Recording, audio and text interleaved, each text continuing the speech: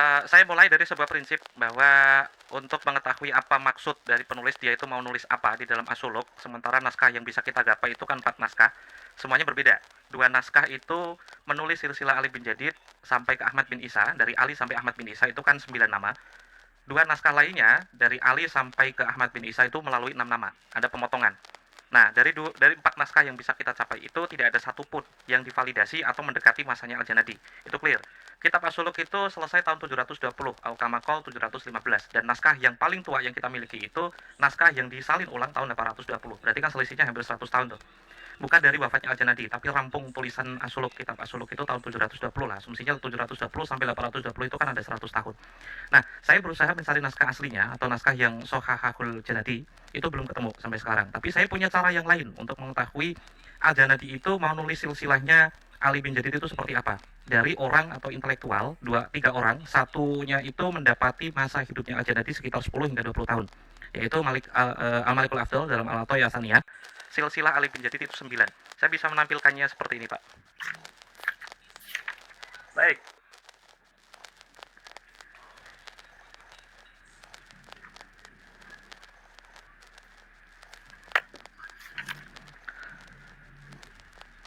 Presentasinya ya? Oke, baik. Nah, kitab ini Al-Atoya Saniyah, halaman 460. Dia seorang raja dinasti Rasuli, wafat 778.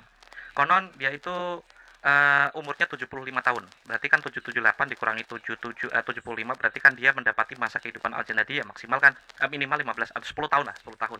Dia seorang intelektual, diasuh oleh seorang raja, dan besar kemungkinan karena redaksinya sangat mirip, nomor indeks 538 dia itu menulis silsilah Ali bin Jadid sama persis dengan naskah 838. Makanya bagi saya yang paling sahih atau maksud dari Al-Janadi menulis Ali bin Jadid itu silsilahnya seperti apa, ya bukti atau evidence, bukti material yang bisa kita raih itu dari orang atau intelektual yang mengutip pendapat Al-Janadi, yaitu Al-Atoya Asaniyah. Dia menulis 9 orang, ya berarti Ali 1, Muhammad 2, Ahmad 3, Jadid 4, Ali 5, Muhammad 6, Jadid 7, Abdullah 8, Ahmad bin Isa itu ke 9. Itu. Jadi kalau bisa dikoroborasi, kita konfrontasi antar naskah dan orang yang mendapati masa Al-Janadi dan membaca naskahnya langsung, karena dia kan pasti bersumber dari naskah yang paling dekat dengan masa kehidupan Al-Janadi, maka silsilah Ali bin Jadid itu seharusnya tidak problematik, karena ada orang yang menjadi saksi hidup Al-Janadi menulis, dan dia orang Yaman, Pak. Dia seorang raja dinasti Rasuli menulis silsilah Ali bin Jadid sampai ke Ahmad bin Isa itu 9. Jadi bagi saya silsilah yang benar adalah yang versi 838, naskah As-Suluk tahun 838, dan versi Princeton mungkin tahun 1015 gitu. Itu salinan kelima. Ya, baik. Silakan Ke Iman. Ya, anggaplah kita As-Suluk itu, kemudian kitab Al-Atoya Asaniyah itu memang ditulis, dicetak sesuai dengan manuskrip aslinya. Tetap saja ini nasab daripada Ba'lawi ini yang kemudian mencangkok ya kepada Syarif Abul Jadid, itu nyambung kepada Abdullah ini yang dimaksud misalnya oleh Al-Atoya Asaniyah. Karena apa? Karena tidak ada satu kitab pun yang menyatakan Syarif Abul Jadid ini punya adik namanya Alwi dan Basri. Itu sama sekali tidak ada kitab yang menyertai di abad ke-8 itu yang menyatakan demikian atau sebelumnya. Itu adalah interpretasi dari keluarga Ba'lawi di abad 9. Bahwa ini adalah Syarif Abul Jadid ini adalah keluarga kita. Padahal itu Syarif Abul Jadid keluarga tersendiri. Dia keluarga tersendiri, seorang ulama, muhaddisin, ditulis silsilahnya oleh As-Suluk, kemudian kitab-kitab lainnya itu mencangkok kepada As-Suluk. Dari Jadid bin Ahmad bin Isa, ada yang menulis Jadid bin Abdullah bin Ahmad bin Isa. Nah, kemudian kitab-kitab yang lain yang dicetak kemudian sekarang ini Al-Atoya Asaniyah, kemudian kitab yang lainnya itu terpengaruh oleh keluarga Ba'lawi di abad ke-9 dan terpengaruh oleh permanennya nasab itu yang kemudian sudah dicatat selama 550 tahun sampai hari ini. Karena pencetakan kitab-kitab itu tahun-tahun sekarang. Kemudian pencetak atau muhakik, kadang-kadang muhakik ini kan cerdas-cerdas. Oh ini salah, ini kurang ini ada kitab-kitab Al-Burqa Musiko, ini ada kitab Al-Ghuror, ini kitab ada Syarhulainiyah, secara lengkapnya, mungkin ini kurang, kemudian ditambahi menurut daripada interpretasi sumber dari seorang muhakik, itu bisa saja terjadi. Tetapi apapun yang terjadi itu, di nasab syarif Abul Jadidnya yang dicangkok oleh Ba'lawi ini adalah tertolak oleh kitab-kitab sebelumnya. Begitu pula persaudaraan daripada Alwi dengan Syarif Abul Jadid ini tertolak pula. Nah, ini Mas Rumel apakah sudah menemukan sebuah kitab yang menunjukkan bahwa Abul Jadid ini, Abul Hasan Ali atau Syarif Abul Jadid ini punya adik namanya Alwi? Ketemu ya, Apa itu kitabnya? kitab dari Ali bin Jadid sendiri, judulnya Arba'in. Kitab Ali bin Jadid, judulnya Arba'in. Bagaimana itu ininya, narasinya? Dia menyebut Alwi sebagai dia mendapat riwayat dari Fulan dari Fulan, itu menyebutkan Alwi sebagai pamannya. Kitabnya itu Tapi manuskrip tahun berapa? manuskrip tahun dia ditulis ulang tahun 611 sebelum wafatnya Al-Janati tahun 620. Diijazahkan secara sekarang mukatabah di yang sampai kalau kepada kitab sekarang. Mas Rumel, Kalau yang kitab sampai sekarang, Mas Rumel itu. oke, saya pengen ngepresentasiin satu lagi dari Ajarus Safaf, ini ditulis tahun 820. Jadi sebelum Ali Asakran itu bilang Ubaidillah, Abdurrahman Al-Khatib menuliskan ya, wakana, ini baris pertama, Iya. wakana lahu minal walad Ubaidullah, wa akhlafa Ubaidullah, Asy-Syaikh Al-Basri bin Ahmad, Jidul Faqihul Imam Al-Alim Al-Amil Salim bin Basri. Salim bin Basri ini juga mengijazahkan atau mengisnadkan sebuah hadis kepada Ali bin Jadid lewat satu orang lagi ke bawah. Wa kanu masyhuruna bil ilm wasolah. Kalimat seperti ini mengindikasikan kalau Ba'alawi itu sudah dikenal jauh sebelum kitab ini ditulis ya. Iya, kitab ini kan ditulis oleh orang Balawi ya, atau oleh Bukan. Iya, dari Al-Khatib dari Al-Khatib. bukan Ba'alawi.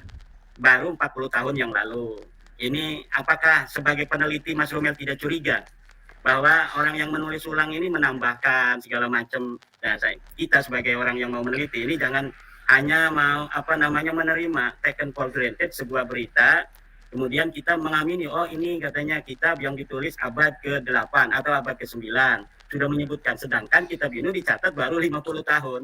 Itu kemungkinan adanya subjektivitas dari orang yang menyalin itu sangat besar.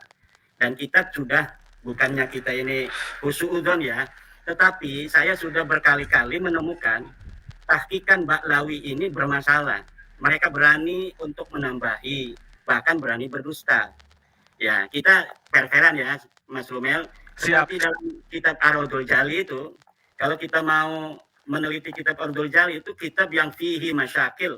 Ini banyak sekali kejanggalan-kejanggalan, kemuskilan-kemuskilan dinisbatkan kepada Syekh Murtado Az-Zabidi di abad ke-13, orang besar pengarang kitab Syarah Ihya Ulumuddin. Tapi para peneliti itu ragu kalau kitab itu adalah karangan Murtado Az-Zabidi, seorang muhakkik yang dalam beberapa halaman saja dia banyak sekali menemukan salah dalam mengutip. Dia mengutip Al-Ubaidili, salah. Ternyata Ubaidili tidak menyebutkan hijrahnya Ahmad bin Isa. Dia mengutip Mus'ab Az-Zubairi, kitab Nasab Quraisy, salah. Ternyata Mus'ab Az-Zubairi tidak menyebutkan Ahmad bin Isa punya anak namanya Abdullah. Dia mengutip kitab Siri Silsilatil Alawiyah di abad keempat, katanya menyebut Ahmad bin Isa punya anak Abdullah, salah. Dan ini 3 kesalahan ini saja bagi saya, beberapa halaman membaca Ar-Raudhul Jali, itu sudah dapat mengatakan ini bukan karangan daripada seorang Murtado Az-Zabidi yang seorang muhakkik. Kenapa? Kita jangan ketika menerima sebuah manuskrip, kemudian kita meyakini apa yang ada di situ ketika menyebutkan abad-abad keempat, abad kelima, kemudian kita mengatakan bahwa ini sudah ada kitab sejaman abad kelima, padahal kitab itu ditulis hanya baru hari ini. Yang menulis itu kan Alwi bin Thahir, atau juga Alwi bin Muhammad Al-Haddad yang ada di Bogor gitu. Nah itu skandal antara satu orang Mesir dengan Alwi bin Thahir dan Alwi bin Muhammad Al-Haddad menciptakan sebuah kitab namanya Ar-Raudhul Jali. Dan ini seorang peneliti sejarawan seperti Mas Rumel ini tidak mencurigai itu gitu. Kemudian menjadikan, tapi alhamdulillah hari ini semenjak tadi jam 7:30 sampai sekarang ini belum menyebut nama Ar-Raudhul Jali ya. Padahal saya akan mengejar di situ kalau sampai menyebutkan. Tapi udah itu ya mungkin udah wali ini Mas Rumel ini. Ya, wali ya. Kemudian kita Abnul Imam, Mas Rumel juga alhamdulillah tidak menyebutkan itu, tetapi masih menyebutkan Al-Jarus Safaf beberapa kali dengan menampilkan manuskrip yang juga di situ ada masalah ya. Manuskrip yang pengarangnya saja ini tidak dikenal orang gitu. Apa Mas Rumel sudah ada temuan baru tentang sosok seorang Al-Khatib. Saya sudah menulis bahwa sama sekali nama Al-Khatib ini yang dikatakan wafat 855 itu sama sekali tidak dikenal oleh para ulama-ulama. Kenapa kok bisa ada manuskripnya begitu? Kemudian ada kitab Al-Jawhar Syafaq itu yang ditulis oleh seorang yang namanya Mirip Abdurrahman, itu yang wafatnya 700-an. Nah, dan di kitabnya itu saya yakin tidak sama dengan kitab yang ada sekarang ini. Pasti nanti Mas Rumel mengatakan Bahmah Roma mengutip. Begini, Mas Rumel, Bahmah Roma itu memang kitabnya ada Bahmah Roma. Tapi skandal, orang berskandal itu cerdas. Kita bikin kitabnya sekarang, kemudian mengatasnamakan Bahmah Roma, kemudian mengutip Al-Jawhar Syafaq. Seakan-akan rangkaian-rangkaian ini begitu hebat gitu. Tapi bagi seorang peneliti itu akan bisa mencurigai, apalagi ditahqiq oleh seorang Ba'lawi. Yang penahqiq ini saya sudah yakin seorang yang bernama Muhammad bin Abdullah Al-Habsyi atau Abdullah bin Muhammad Al-Habsyi itu seorang la yusaku bi ilmih wala bi tahqiqih. Karena seperti kitab yang dia omongkan oleh Mas Rumel, Tarikh Hadramaut, Al-Bahafi, saya sudah dapat menelusuri ketidakjujuran ilmiah dia. Karena ketika dia mentahqiq sebuah manuskrip, yang manuskripnya tidak terbaca, kemudian dia mensisipkan sejarahnya Muhammad pakai muqaddam. Nah ini kata saya ini orang tidak bisa dipercaya secara ilmiah karena dia memang di dalam footnote-nya mengatakan kitabnya ini hancur, tidak bisa dibaca. Tetapi kenapa di atasnya itu disebutkan walaupun dia pakai tanda kutip, seharusnya dia biarkan kosong sebuah manuskrip, kejujuran ilmiah seorang peneliti itu ketika dia mau mentahqiq sebuah kitab, mau mencetaknya dia biarkan kosong itu, dia mungkin di footnote-nya dia ngomong, menurut saya kemungkinan besar itu bicara tentang Fakih Muqaddam. Sehingga nanti orang tidak akan mengutip bahwa seakan-akan itu tulisan dari Ibnu Hisan yang telah menyebut Fakih Muqaddam. Padahal Fakih Muqaddam ini namanya tidak boleh disebutkan oleh siapapun, kan? Fakih Muqaddam ini gelap gulita, seorang wali yang begitu tinggi, namanya gelap gulita di masanya, tanpa ada orang menyebutkan kisah hidupnya, karomahnya, dan sebagainya. Keilmuannya katanya mujtahid mutlak, tidak ada muridnya yang ngarang fikih apa, tidak ada khutbahnya, tidak ada fatwanya yang bisa kita terima sampai saat ini. Semuanya itu ditata di abad 9 begitu rapi, begitu kuat, begitu kokoh, dan hari ini seakan-akan sosoknya itu begitu luar biasa. Dan ini kita, Mas Rumel, ini bukan kita namanya itu mengungkap-ungkap kesalahan ya, tetapi kita ingin bagaimana kita melihat sebuah sejarah yang hari ini terbentuk begitu kokoh tetapi rapuh. Seperti Mas Rumel kan rajin tuh. Ada kitabnya dari Salim bin Jindan tentang Al-Arba'in. Saya juga udah punya. Saya bahkan udah lama saya mempunyai itu dan saya tidak menganggap itu sesuatu hal yang penting karena memang tidak ada riwayat-riwayat yang bisa dipercaya di situ. Nah, dia itu sudah dijadikan tesis oleh seorang yang dari Balawi juga, tetapi itu kemudian diungkapkan oleh Mas Rumel sanad-sanad itu yang menyebut nama Abdullah meriwayatkan hadis sedik dan sebagainya itu. Saya kira Mas Rumel tidak akan menggunakan itu lagi. Tapi Mas Rumel masih menggunakan, ya bahkan itu sekarang disebut bahwa itu karangan Al-Jadid. Siapapun hari ini bisa menuliskan sebuah kitab dengan karangan siapapun. Ya, bisa itu Mas Rumel. Misalnya saya nih nulis kitab Imam Ghazali gitu. Tapi karangannya saya. Kemudian setelah 50 tahun lagi, ini akan dianggap benar oleh orang bahwa itu karangan dari Imam Al-Ghazali. Saya masukkan aja di situ siapa orang yang mengancam atau menjelekkan orang Banten, maka dia tidak akan barokah anak turunannya seumur hidup. Itu orang pada takut semua nanti sama orang Banten tuh. Ketika kita menyebutkan kita nulis kita bohongan, kita kasih aja angka tahun 500 Hijriah, kita kasih namanya Imam Al-Ghazali. Dan saya kira Mas Rumel, Ba'lawi ini patut dicurigai dalam dia menyusun nasabnya itu seperti itu. Dan itu bisa dibuktikan oleh tes DNA yang melenceng kemana-mana itu kan. Ini langsung jangan marah ini. Dan Masuk. Jadi pertanyaan ini ada lagi ke Iman? Ya sudah cukup dulu, mungkin ada Mas Rumel yang pengen ditanya. Mas Rumel silakan. Ya, saya pengen nampilin satu ini dari archive. Saya nyarinya langsung live streaming ini. Tadi kan Keimat menyebut Qoladatun Nahar. Qoladatun Nahar itu kan ditulis oleh Bang Makramah dan beliau keliru ketika menyebut ini ditahqiq oleh Ba'alawi. Yang bertahqiq ini bukan Ba'alawi, namanya Bu Jum'ah Mukri dan Khalid Zawari. Nggak ada Ba'alawi di sini. Ini kitab dicetak sekitar tahun cetakan pertama itu 2000-an. Itu berarti kan Husain Al-Habsyi yang Keimat tadi tuduh menginterpolasi kitab ya, di banyak tulisan Keimat sering menyebut nama itu, dia masih hidup. Itu. Jadi kitab Qoladatun Nahar kenapa saya pakai untuk mengkonfrontasi naskah yang saya temukan? Karena orang ini Qoladatun Nahar itu fi wafayatil A'yan Dahar itu kan ditulis oleh Abdul Thayyib bin Abdullah bin Ahmad bin Ali bin Makhrumah. Dia bukan Ba'alawi. tapi Hadromi, seorang Hadromaut ya. Dia itu lahir 870 sampai 947. Di sini mengutip banyak sekali kitab dari Ajurus Safaf. Kalau boleh ditulis ya, Ajurus Safaf itu kan ditulis oleh orang yang meninggal tahun 855. Jadi selisihnya kan sekitar ya 30 tahun atau mungkin 25 tahun lah, 25 tahun setelah penulisnya wafat, naskah itu udah ada, orang ini hidup. Dia seorang intelektual dan saya masih mempercayai kitab ini karena naskahnya tersedia, masing-masing naskah juga tersedia, dan ketika Kiai Imad berusaha membatalkan naskah Ajurus Safaf, saya tampilkan lagi. Ajurus Safaf yang saya dapat, ini kayaknya udah beredar, Kiai Imad juga udah punya. Nah, kitab Ajurus Safaf ini ditulis, yang beredar itu kan naskah tahun 1300-an ya, disalin ulang tahun 1300-an. Dekat banget gitu. Tapi ada naskah lain yang lebih tua dari ini, yang disalin 1200-an atau 200-an yang lalu.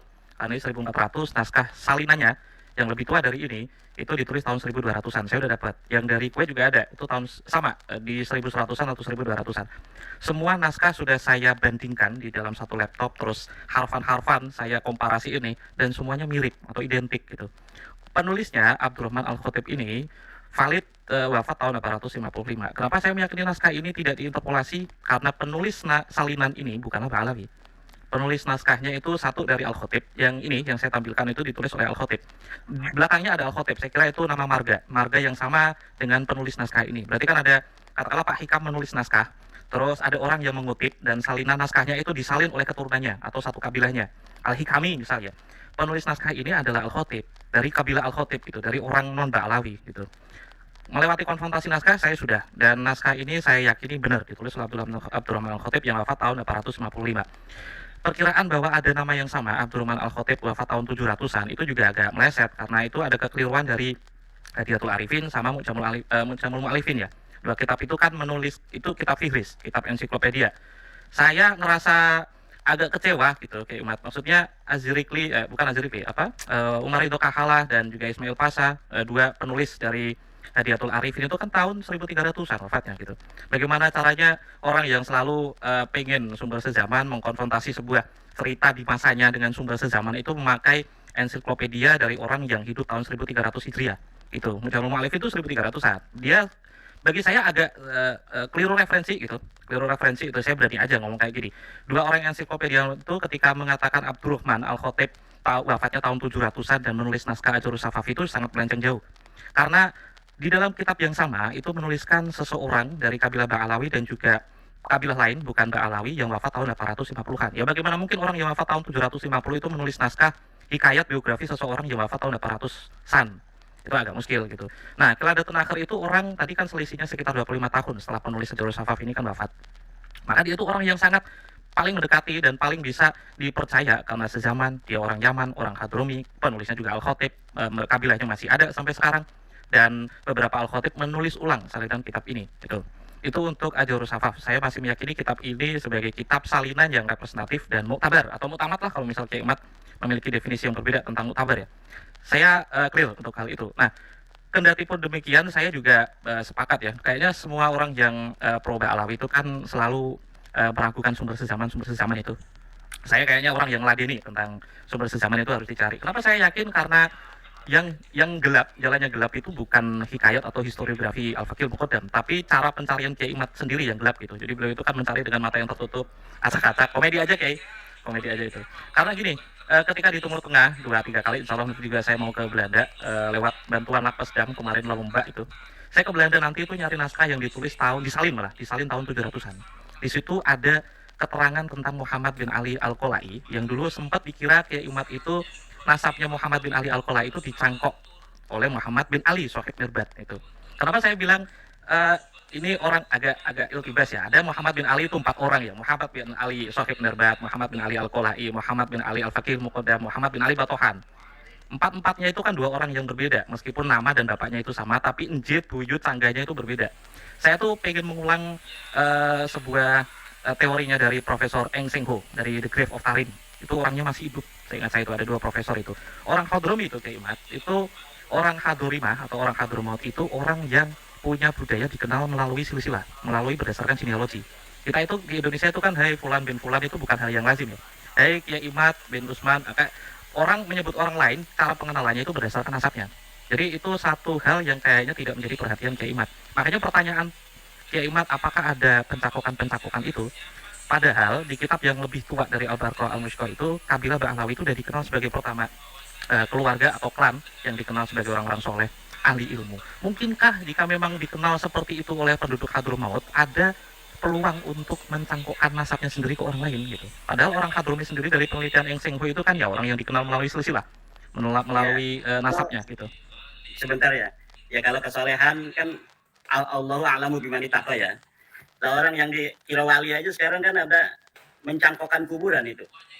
Jadi Oke, clear, itu nggak relevan untuk pembahasan ini. Tapi yang pasti gini Kiai Umat, saya tuh kenapa berusaha mencari sumber atau bukti material yang non Ba'alawi, karena Kiai Umat kan agak menolak kan, ada resistensi jika itu sumber ditahqiq atau ditulis oleh Ba'alawi. Keladatul Akhir itu clear, ditulis oleh non Ba'alawi, dan kitabnya versi cetak itu dieditor oleh 2 orang yang non Ba'alawi. Memang orang Hadrami tapi non Ba'alawi kan, itu clear gitu. Dan orang itu penulisnya, mu'alif, naskahnya ada Kiai Umat. Yang paling dekat dengan Keladatul Akhir yang wafat 900-an itu, saya dapat yang 1015 Hijriah, disalin ulang. Nggak sampai 100 tahun itu, penulisnya Keladatul Akhir itu wafat, naskah yang 50. Keladatul Akhir itu, Mas Rumel kan wafatnya 944 ya. Ini saya punya kitabnya. Ini wafat 947. Jadi tetap saja ini abad ke-10 setelah nasab Ba'alawi itu dibangun begitu kokoh. Karena nasab Ba'alawi itu dibangun dengan kitab-kitab yang banyak di abad 9 dan abad 10. Saya melihat ada sekitar 10 kitab itu yang dibangun, ditulis, sehingga kemudian menjadi begitu terlihat rapi dan permanen. Tetapi ternyata sambungan kabel dari laptop atau internet atau dari komputer yang banyak itu, yang orang menelitinya dia kabel belah sini, kabel belah sini, ternyata di ujungnya itu tidak disambungin ke listrik, jadi semuanya mati gitu. Yang lain mencari kabel-kabel, ini mau komputer ini yang nggak masuk ininya, sebelumnya ini komputer ini, ternyata di ujungnya nggak ada sambungan listrik. Nah itu Mas Rumel mencari kabel jadi ketersambungan dengan Alwi, mencari ketersambungan dengan Basri, sementara Abdullah ini aja ke Ahmad bin sini nggak nyambung. Oh ya, itu berarti problemnya kan di isnadnya mungkin ya. Isnad historis lah kalau boleh bilang. Mencari Ubaidillah historis kan perlu isnad historis. Sementara tadi aku baru menampilkan sebuah naskah yang ditulis oleh seseorang yang wafat tahun 855. Tagihan kemudian, kitab ini berdasarkan apa kan gitu ya? Iya. Ya, kalau misal kitab itu tidak dianggap karena punya jarak antara yang ditulis, misal Al-Faqih Al-Muqaddam itu 600-an, abad ke-7. Kitab ini ditulis abad ke-9, ada usulnya 200 tahun. Gimana caranya orang bisa menulis seorang tokoh yang wafat 200 tahun sebelumnya, kan gitu. Nah, ikhtiar saya kan mencari kabel-kabel itu. Makanya saya nyebut di kemarin itu, mohon maaf jika tidak berkenan ya. Memang Kiai Umat kemarin itu kekeliruannya itu kan keterbatasan literatur. Itu saya tahu dari beberapa bocoran, karena beberapa kali bikin trivial itu. Ketika saya tunjukin satu naskah tua itu, saya persis itu dapat dari Telegram. Yang dari Gus Aziz. Terus itu juga dapatnya di internet. Makanya saya tuh berharap adanya iktikad baik untuk mencari naskah yang memang diklasifikasi oleh banyak perpustakaan gitu. Arba'in itu ya, tadi kan sempat nyebut Habib Saya Syafi'i. begini Mas Rumel, bukan malas, tapi dari rekonstruksi nasab Ba'alawi yang saya lakukan, ini konstruksi nasab Ba'alawi ini memang saya meyakini 99% ini nggak ada. Jadi dari kita kan bisa menghitung ya, kalau 1, 3, 5, 7 gitu kan berarti itu bilangan-bilangan ganjil. Kalau 2, 4, 6 itu pasti kesananya 8. Itu kita walaupun tidak menyebutkan 2, 4, 6 berapa, pasti semua orang 8. Kalau 1, 3, 5, 7 kan. Nah kita sudah dapat mengetahui konstruksi di sana itu nggak bakal ada maksudnya, kecuali diadak-adakan. Oke, itu kan susunan algoritma atau pola 1, 3, 5, 7, ya kayak perhitungan kursi di caleg lah ya. Itu kan sebuah pola. Makanya setelah 7 kita tahu angka setelahnya. Maksudnya gini, algoritma itu disusun memang berdasarkan pola ya, tapi kan harus polanya itu kan sifatnya kuantitatif dan juga kualitatif. Makanya ketika Kiai Umat berusaha mendorong orang-orang untuk mempercayai ada pola, interpolasi, terus dimudahkan dengan 1, 3, 5, 7, seterusnya kita nggak perlu nulis karena orang tahu angka setelah 5 itu apa, berarti kan 7. Itu kayaknya berangkat dari sebuah istiqroh nakes karena materi tasawurnya itu ya. Maksudnya tasawur ketika Kiai Umat menuduh Husain Al-Habsyi menginterpolasi naskahnya. Ketika naskah itu saya dapatkan semuanya nggak ada tuh yang diubah-ubah oleh Husain Al-Habsyi. Ketika Yusuf Jamalulail naskah Yusuf Jamalulail masih hidup, dia menunjukkan naskah beberapa halaman, nggak ada tuh yang diinterpolasi. Dia sama anaknya itu memberikan bagan saja, kayak diagram di Abnaul Imam itu. Betul, Dan kalau dalam ada bagan itu, arodul, dalam bagan itu ditulis Abdullah namanya kan. iya Ditulis betul Abdullah. Abdullah. Jadi itu Betul. udah Penambahan itu apakah salah atau tidak itu yang bikin saya bertanya-tanya kan. Ini kan Kiai Mas sebenarnya kan sudah memberikan pertanyaan yang valid yang sebenarnya itu harus dijawab bukannya langsung disimpulkan. Ketika ya. pertanyaan itu saya bawa, diakui atau tidak, apa yang saya lakukan itu kan sebenarnya kan pekerjaannya Kiai Mat yang sedang saya ambil alih. Kiai Mat mengusulkan sebuah Terima kasih pertanyaan, ada dulu. kesunyian Terima kasih 550. Farid. Nah, akhirnya saya ambil alih kan, saya take over, terus mencari naskah-naskahnya dan membandingkan antar naskah gitu. Naskah yang saya miliki saya jamin tidak akan ada di internet, karena saya udah ngakses sekitar 3 atau 4 bulan yang lalu. Kali pertama bikin video itu akhirnya dibantu beberapa teman, sumber-sumber naskah yang bisa didapatkan melalui internet. Itu semuanya saya download dan tidak ada satupun, makanya perlu nyari di tempatnya langsung. Seperti Ajurus Safaf tadi, yang beredar cuma satu, saya jamin itu. Yang tadi, yang baru saya tunjukkan itu. Ibrahim bin Mansur punya satu naskahnya Sejarah Al-Barokah. Kiai Mat pasti cuma dapat 4 halaman, tambah 2 orang lagi. Itu iris kuping saya kalau lebih itu.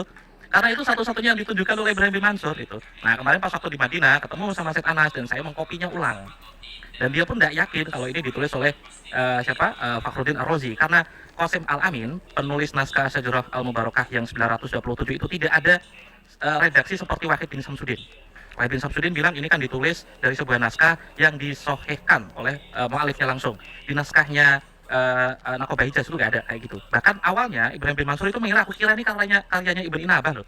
Gitu. Tapi kok dari Iran kok ujuk-ujuk mengatakan ini sama bisa jorok al-mubarakah gitu. Makanya ya Mas menurut Umar saya kan sendiri udah ketemu dengan pentahkiknya Semadi Ar-Rajai. Gimana menurut Semadi hmm, Ar-Rajai itu? sama seperti yang saya katakan, beliau cuman intisab tapi gak mentasdik, tidak langsung membenarkan. Dan Ya, saya karena Al-Mar'asi juga sama. seorang peneliti yang jujur itu ketika menemukan sebuah manuskrip, dia apa adanya disebutkan. Jadi interpretasi dia itu akan dituangkan di dalam lembaran lain.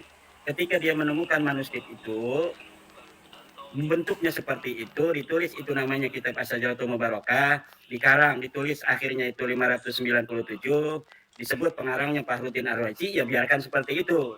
Adapun bantahan-bantahan apa dari Mas Umar seperti kenapa dia disebut Sunni, Fakhruddin Ar-Razi Sunni, tapi dia menyebutkan Mahdi dengan apa Al-Muntadhar segala macam alaihissalam seperti orang Syiah, itu hal lain.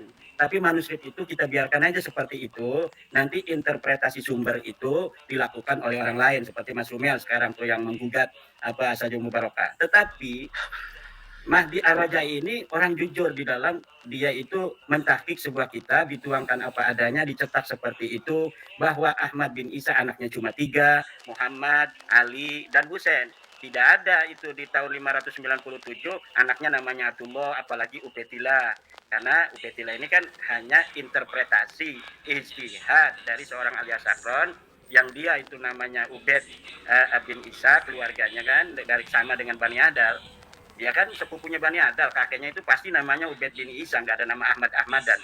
Tapi ketika ditemukan di kitab As-Suluk itu ada Ubaid bin Ahmad bin Isa, kemudian dia mengira itu adalah kakeknya Abdullah bin Ahmad bin Isa itu, kemudian Abdullah diberi alibi bahwa dia tawadu, kemudian menyebut apa dirinya sebagai Ubaid. Seperti tawadunya Gus Romel itu dari Romli menjadi Rumail. Itu kan tawaduan itu. Tawadu gitu. Makanya saya apa namanya itu tidak terlalu apa istilahnya itu mempermasalahkan orang yang menggugat daripada daripada intisabnya Sejarah Mubarakah, karena memang orangnya masih hidup. Mas Romel udah pernah ketemu sama Dirojai, dia pembela Ba'alawi ya kan, dalam salah satu tahqiqannya itu dia membuat footnote bahwa ada ini Ba'alawi yang namanya Ahmad bin Isa punya anak namanya Ubaid, padahal di kitab yang dia tahqiq disebutkan namanya Ahmad bin Isa tidak punya nama Ubaid, tapi dia di bawahnya itu memberikan footnote. Menurut guru saya Al-Mar'asi, Ahmad bin Isa juga punya anak namanya Ubaid.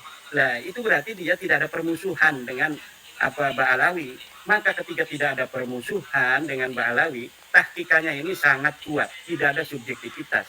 Berbeda antara misalnya yang ditahqiq oleh Ba'alawi, yang ditulis oleh Ba'alawi. Nah, itu ada subjektivitas di situ. Bagaimana mengokohkan narasi-narasi penguat untuk nasabnya. Begitu pula kalau misalnya ada permusuhan seorang Mahdi Ar-Rajai, maka setiap kitab-kitabnya itu tidak untuk nasab Balawi itu tidak bisa langsung dipercaya karena ada permusuhan antara dia. Begitulah seorang muhadis di dalam meneliti sebuah hadis.